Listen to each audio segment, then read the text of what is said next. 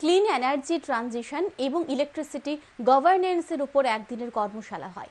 শনিবার রাজধানীর ধলেশ্বর এলাকায় একটি অতিথিশালায় হয় ক্যাপাসিটি বিল্ডিং এর উপরে কর্মশালা।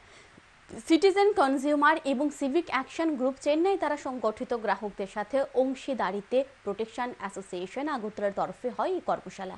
এই কর্মশালা সম্পর্কে সিপিএ এর সভাপতি অমৃত লাল সাহা জানান, বিদ্যুৎ গ্রাহকদের স্বার্থ রক্ষায় জনগণকে সঙ্গে নিয়ে আইনি অধিকার রক্ষা করা হয়। কর্মশালায় আলোচনা হয়। ত্রিপুরা রাজ্য বিদ্যুৎ নিগমের ইঞ্জিনিয়ার, চেন্নাই থেকে আসা একজন রিসার্চ অফিসার, আইন কলেজের পড়ুয়া, আইনজীবী সহ বিভিন্ন অংশের লোক এতে অংশ নেন।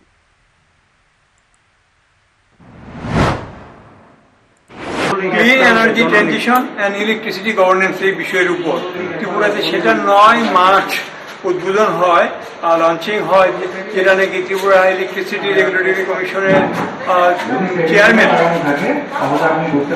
ডি রাধাকৃষ্ণ যেটা উদ্বোধন করেছিলেন, এবং সেটারই অংশ হিসেবে আজকে একটা ক্যাপাসিটি বিল্ডিং ওয়ার্কশপ হচ্ছে।